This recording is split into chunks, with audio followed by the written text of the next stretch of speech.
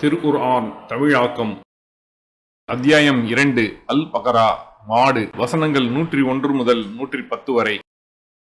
பிஸ்மில்லாஹிர் ரஹ்மானிர் ரஹீம். அளவிலா அருளாளன் நிகரிலா அன்பாளன் அல்லாஹுவின் பெயரால். وَلَمَّا جَاءَهُمْ رَسُولٌ مِّنْ عِندِ اللَّهِ مُصَدِّقٌ لِّمَا مَعَهُمْ نَبَذَ فَرِيقٌ مِّنَ الَّذِينَ أُوتُوا الْكِتَابَ كِتَابَ اللَّهِ وَرَاءَ ظُهُورِهِمْ كَأَنَّهُمْ لَا يَعْلَمُونَ. அவர்களிடமுள்ள வேதத்தை உண்மைப்படுத்தும் ஒரு தூதர் அல்லாஹ்விடமிருந்து அவர்களிடம் வந்தபோது, வேதம் வழங்கப்பட்டவர்களில் ஒரு கூட்டத்தினர் எதையும் அறியாதவர்களைப் போன்று அல்லாஹ்வின் வேதத்தை தம் முதுகலுக்கு பின்னால் வீசி எறிந்துவிட்டனர். وَاتَّبَعُوا مَا تَتْلُو الشَّيَاطِينُ عَلَى مُلْكِ سُلَيْمَانَ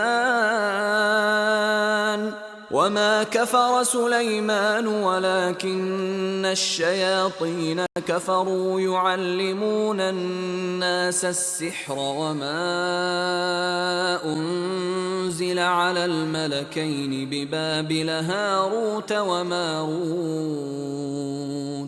وَمَا يُعَلِّمَانِ مِنْ أَحَدٍ حَتَّى يَقُولَا إِنَّمَا نَحْنُ فِتْنَةٌ فَلَا تَكْفُرْ فَيَتَعَلَّمُونَ مِنْهُمَا مَا يُفَرِّقُونَ بِهِ بَيْنَ الْمَرْءِ وَزَوْجِهِ وَمَا هُمْ بِضَارِّينَ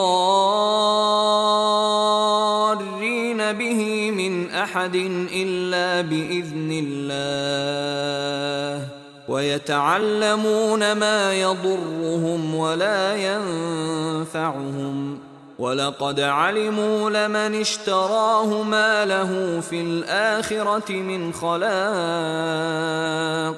وَلَبِئْسَ مَا شَرَوْا بِهِ أَنفُسَهُمْ لَوْ كَانُوا يَعْلَمُونَ. மேலும் அவர்கள் சுலைமானுடைய ஆட்சியின் போது ஷைத்தான்கள் ஓதியவற்றை பின்பற்றினார்கள். சுலைமான் இறைவனை மறுக்கவில்லை. மாறாக பாபிலோனில் வாழ்ந்த ஹாருத் மாருத் என்ற ஷைத்தான்களே மக்களுக்கு சூனியத்தை கற்றுக் கொடுத்து இறைவனை மறுத்தனர். ஜிப்ரீல் மீகால் ஆகிய இரு வானவர்களுக்கும் அது அருளப்படவில்லை. நாங்கள் சோதனையாகவே இருக்கிறோம், நீ இதை கற்பதன் மூலம் இறைவனை மறுத்துவிடாதே என்று கூறாமல் ஹாருத் மாருத் எனும் அவர்கள் எவருக்கும் கற்றுக் கொடுப்பதில்லை. எனவே கணவன் மனைவிக்கு இடையில் எதை கொண்டு பிரிவினை ஏற்படுத்துவார்களோ அதை அவ்விருவரிடமிருந்தும் அவர்கள் கற்றுக்கொண்டனர். அவர்கள் அதன் மூலம் அல்லாஹுவின் நாட்டமின்றி யாருக்கும் பாதிப்பு ஏற்படுத்தக்கூடியவர்களாக இல்லை. தங்களுக்கு பாதிப்பு ஏற்படுத்துவதையும் பயனளிக்காததையுமே அவர்கள் கற்றுக்கொள்கின்றனர். யார் அதை விலைக்கு வாங்கி கொண்டாரோ அவருக்கு மறுமையில் எந்த பாக்கியமும் இல்லை என்பதை உறுதியாக அறிந்துள்ளனர். அவர்கள் அறிந்து கொள்வோராக இருந்தால் எதற்கு பகரமாக அவர்கள் தம்மையே விற்றுவிட்டார்களோ அது மிக கெட்டது. وَلَوْ أَنَّهُمْ آمَنُوا وَاتَّقَوْا لَمَثُوبَةٌ مِّنْ عِندِ اللَّهِ خَيْرٌ لَوْ كَانُوا يَعْلَمُونَ.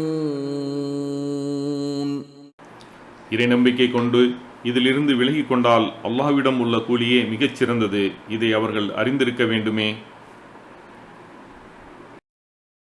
يا أيها الذين آمنوا لا تقولوا راعنا وقولوا انظرنا واسمعوا وللكافرين عذاب أليم. இறை நம்பிக்கை கொண்டோரே, எங்கள் இடையரே என்ற பொருளும் கொண்ட ராயினா என்று கூறாதீர்கள். எங்களை கவனிப்பீராக என்ற பொருள் தரும் உன்லுர்னா என்று கூறுங்கள். செவி தாழ்த்துங்கள், இறை மறுப்பாளர்களுக்கு துன்புறுத்தும் வேதனை உள்ளது. ما يود الذين كفروا من أهل الكتاب ولا المشركين أن ينزل عليكم من خير من ربكم والله يختص برحمته من يشاء والله ذو الفضل العظيم. உங்கள் இறைவனிடமிருந்து உங்களுக்கு எந்த நன்மையும் அருளப்படுவதை வேதமுடையோரில் உள்ள இறைமறுப்பாளர்களும் இணை வைப்போரும் விரும்ப மாட்டார்கள். அல்லாஹு தனது அருளை தான் நாடியோருக்கு உரிதாக்குகிறான். அல்லாஹு மகத்தான அருளுடையவன். ما ننسخ من آية أو ننسها نأت بخير منها أو مثلها ألم تعلم أن الله على كل شيء قدير. ஒரு வசனத்தை நாம் மாற்றினாலோ அல்லது மறக்கச் செய்தாலோ அதைவிட சிறந்ததை அல்லது அது போன்றதை கொண்டு வருவோம். ஒவ்வொரு பொருளின் மீதும் அல்லாஹ் ஆற்றலுடையவன் என்பதை நீர் அறியவில்லையா? ألم تعلم أن الله له ملك السماوات والأرض وما لكم من دون الله من ولي ولا نصير. வானங்கள் பூமியின் ஆட்சி அல்லாஹுக்கே உரியது என்பதை நீர் அறியவில்லையா? அல்லாஹுவை தவிர உங்களுக்கு எந்த பாதுகாவலரும் உதவியாளரும் இல்லை.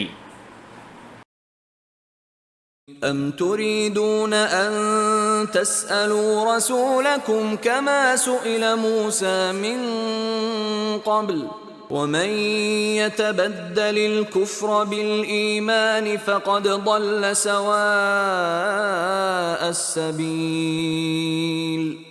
இதற்கு முன்னர் மூசாவிடம் தேவையற்ற கேள்விகள் கேட்கப்பட்டதை போன்று உங்களின் தூதரிடமும் நீங்கள் கேட்க விரும்புகிறீர்களா? யார் தனது இறை நம்பிக்கையை இறைமறுப்பாக மாற்றிக்கொள்கிறாரோ அவர் நேர்வழி தவறிவிட்டார். وَدَّ كَثِيرٌ مِّنْ أَهْلِ الْكِتَابِ لَوْ يَرُدُّونَكُم مِّن بَعْدِ إِيمَانِكُمْ كُفَّارًا حَسَدًا مِّنْ عِندِ أَنفُسِهِم مِّن بَعْدِ مَا تَبَيَّنَ لَهُمُ الْحَقُّ فَاعْفُوا وَاصْفَحُوا حَتَّى يَأْتِيَ اللَّهُ بِأَمْرِهِ إِنَّ اللَّهَ عَلَى كُلِّ شَيْءٍ قَدِيرٌ.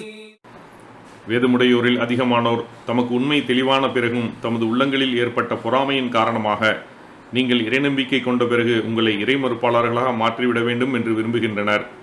அல்லாஹு தனது கட்டளையை கொண்டு வரும் வரை அவர்களை விட்டுவிடுங்கள், அலட்சியம் செய்யுங்கள். ஒவ்வொரு பொருளின் மீதும் அல்லாஹ் ஆற்றலுடையவன். وَأَقِيمُوا الصَّلَاةَ وَآتُوا الزَّكَاةَ وَمَا تُقَدِّمُوا لِأَنفُسِكُم مِّنْ خَيْرٍ تَجِدُوهُ عِندَ اللَّهِ إِنَّ اللَّهَ بِمَا تَعْمَلُونَ بَصِيرٌ. தொழுகையை நிலைநிறுத்துங்கள், ஜகாத்தையும் கொடுங்கள். நன்மையில் உங்களுக்காக எதை நீங்கள் முற்படுத்துகிறீர்களோ அதை அல்லாஹ்விடம் பெற்றுக்கொள்வீர்கள். நீங்கள் செய்பவற்றை அல்லாஹ் பார்ப்பவன். ஜஸாக்கல்லாஹ் ஹைரன். அல்லாஹ் உங்களுக்கு நற்கூலியை வழங்குவானாக. இக்காணொளிகளை பிறருக்கு பகிர்வதன் மூலம் நன்மைகளை பெற்றுக்கொள்ளுங்கள் இன்ஷா அல்லாஹ். இந்த காணொளிகள் தொடர்ச்சியாக உங்களை வந்தடைய சேனலை சப்ஸ்கிரைப் பண்ணுங்க. அத்தோடு அந்த பெல் ஐக்கானையும் கிளிக் செய்தால் இது பற்றிய நோட்டிஃபிகேஷன் உங்களை வந்தடையும் இன்ஷா அல்லாஹ். அஸ்ஸலாமு அலைக்கும் வரஹ்மத்துல்லாஹி வபரகாத்துஹு.